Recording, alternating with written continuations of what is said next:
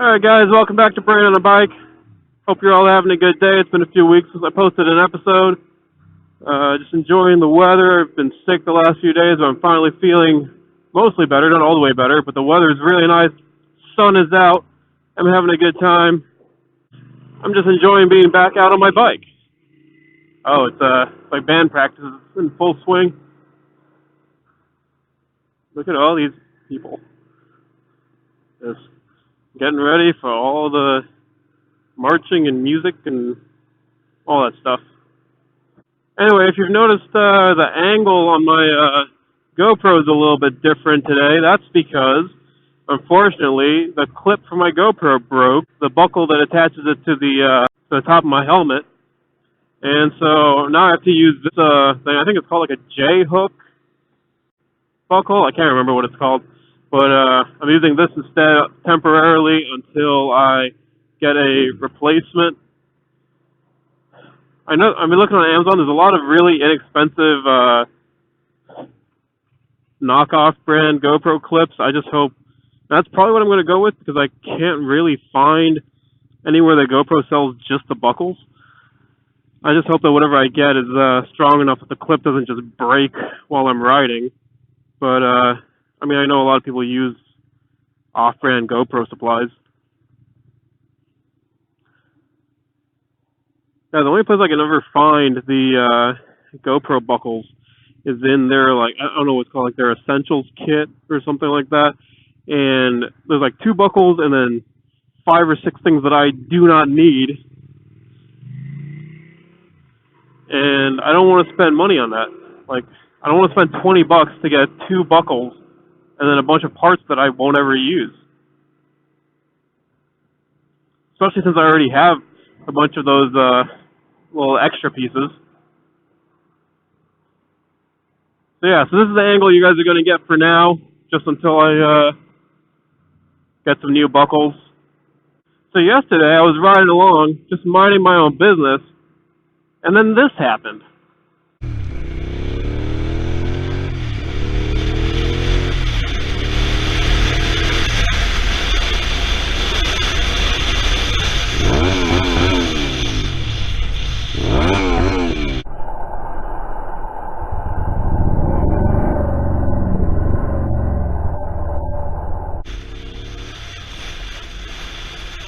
Yeah, yesterday, I mean, I've had some close calls, but yesterday was the first time that I actually almost died.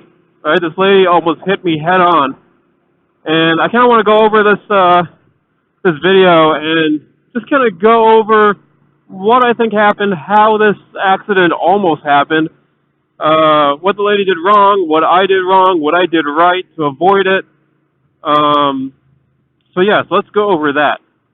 First thing I want to go over is no, I am not speeding. Some of my friends, as I've shown them this video, they think I'm going really, really fast because of how quickly I'm passing the other cars. Both of those cars are taking a right turn into that first large parking lot that I passed, so they're slowing down significantly. In fact, this is one of the things I thought. I was like, maybe, was I really speeding? Did she think was it my fault that she almost hit me? Was I going way too fast? And I looked back at the video, and I'm going 51 in a 45. So I'm going 6 miles over the speed limit. That's not anything crazy, That's, kind of average 5-ish miles over the speed limit, totally normal. So I'm not speeding. The cars next to me are just going slow. Let me give you the breakdown of what exactly happens here. So I'm riding along, and I had a feeling something bad was going to happen that day. I don't know why. I just had this feeling in my guts. I don't know if it's because it was really gloomy and overcast. I'm not sure. Anyway, so good thing that I did, I was paying attention. I had my eyes open. I noticed this lady starting to pull out in front of me, right? Even though I was a decent distance away. And so that's actually why you hear the first time I rev my engine at her. When I say I'm a decent distance away, I don't mean I'm far away, right? I mean, I'm far enough away that I'm not in immediate danger for her pulling in front of me. But I rev at her the first time, because I'm saying, hey, I'm rapidly approaching you. Now is not a good time for you to pull out in front of me. Right? So that's the first thing that happens. Second thing that I think happens is she hears me rev, and she looks at me, and you can tell she wasn't, like, going over to the correct lane properly. She was kind of, like, driving in my lane, then going to get into the turning lane, then going to get into the correct lane. Not just, like, you know, getting into her lane like she should. And so I think what happens is I rev to say, hey, I'm here, what are you doing? So she looks at me, sees me, panics, and stops in my lane, right? So she's thinking, oh my gosh, I'm going to hit him, and she hits the brakes, right? Now at this point, I have already pulled in the clutch because to rev bomb her, right? But now I'm in trouble because she stopped in my lane. And instinctively, instead of pulling in the brakes, I do a shoulder check on my right to see if there's enough space for me to move over to the right. And there is. And this is what scares me is between the half a second it takes me to look over my shoulder to the right and look back, I am right up on her. And so I change lanes quickly enough, and luckily, we don't have a head-on collision. So, definitely things I did right were, I had my eyes open. I was watching for stuff like this. You always want to keep your eyes open when you're on a bike. And, I made sure I was prepared for something like this. Things I could have done better, definitely should have pressed the brakes. I should have slowed down when she first pulled out. No, I didn't because I thought, oh, she's just cutting me off. She's not really, she's not going to hit me, right? I didn't think that. But I should have slowed down a little bit because I looked at the video and I think I went from 51 down to 45 just by having my clutch pulled in. But with how quickly I approached her just when I went like this and back, if there was a car to my right and I couldn't change lanes, I don't know if I would have been able to fully stop in time. I think by the time I looked forward, I would have been able to slow down, but I still would have crashed, right? I either would have hit her at a slower speed, or maybe I would have skid out and, dropped the bike over, and it would have been a really bad time. So, definitely I did some things right. But I also did, a couple things wrong where, I didn't pull in the brakes. That's something I realized I should have done earlier. I should have slowed down a little bit just in case. But, I mean, it's kind of like, hindsight's always 20/20, right? You can always see, oh, I should have done this thing. This thing would have been the safer option. Well, in the moment, you're just reacting, and that's kind of why they say, you should kind of know what you want to do before it necessarily happens, right? And before anyone goes and says, oh, this crazy lady, she's, a menace to bikers, she's trying to kill people. I don't think she was. I got pretty close to this lady. I got a good look at her, right?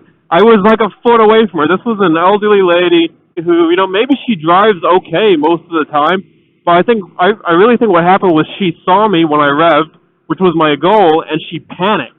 I think she was trying to find an opening into, the lane that she should have been in, and so she wasn't really sure if she could pull, more to the right to get out of my way. And so she froze and she hit the brakes.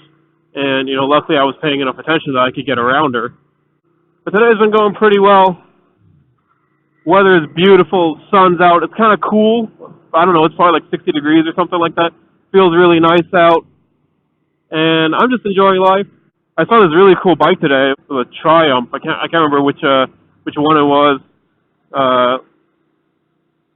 The nice color. I really like that light blue. Something that I'm thinking of doing is making a video at the end of the year and making a compilation of all the close calls or people driving recklessly around me. There have been several, since I started riding a few months ago, and I mean nothing crazy like this, nothing like a head-on collision that I avoid by a couple of feet, but definitely people getting too close to me, or pulling out in front of me and not paying attention or not noticing that I'm there. And in my first video, I kind of went into discussion about how, that first time when someone almost, when they pulled out in front of me, they just didn't see me. I was behind another car, and they didn't realize I was there. Although technically what they did do by pulling into the second lane was, illegal as far as I know. You're supposed to pull into the lane closest to you. But yeah, I want to make that video, and I think I want to call it something like "This is why Watch for Bikers exists" or something like that. Because, you see these signs and bumper stickers that say "Look twice for bikers," and I think most people respect that. But then, hey man, I've definitely seen that guy around. Yeah, so like I said, I think a lot of people, they see those "Look twice for bikers" signs and bumper sticker stuff. And I think most people respect that.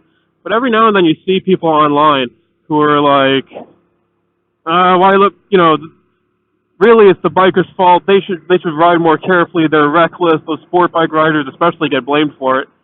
And, and a lot of times when these things have happened to me, most of the time, actually all the occurrences I can think of, I was driving perfectly legally. I wasn't doing anything wrong. I wasn't, I wasn't being reckless. It was people not following the law or not noticing that I was there.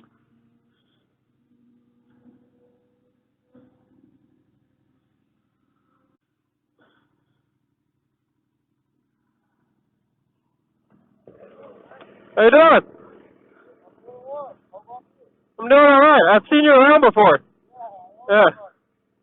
Yeah, I remember once, first time I saw your bike, I parked at Walmart, and I came out and you were parked next to me. Yeah. Okay, yeah. 650. All right.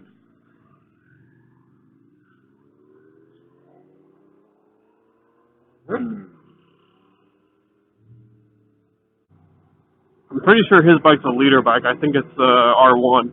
I'll have to double check the photo I took of it that one time he parked next to me.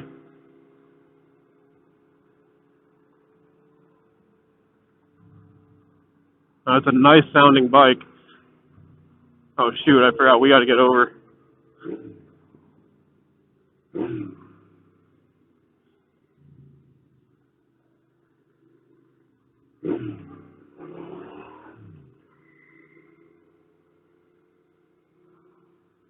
Force merge. Dang it.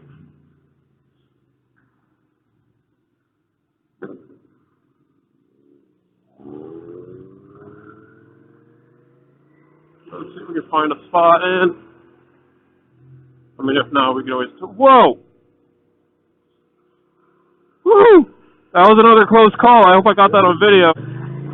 Anyway, what I had been saying was that I want to make a video compiling any close calls, and just as an example for how, bikers, we're not oblivious to the fact that it's more dangerous to be on a motorcycle than to be in a car, right? And so when people say, look twice for bikers, we're not saying, let bikers do whatever we want. You don't have to look out to make sure that we don't get hit. We're saying, please, help us stay safe. Look twice in case we're there. We're a lot smaller. You might not have noticed us the first time. Stuff like that. Anyway, guys, I gotta go. Hope you all have a good day. I'll see you in the next one. See ya.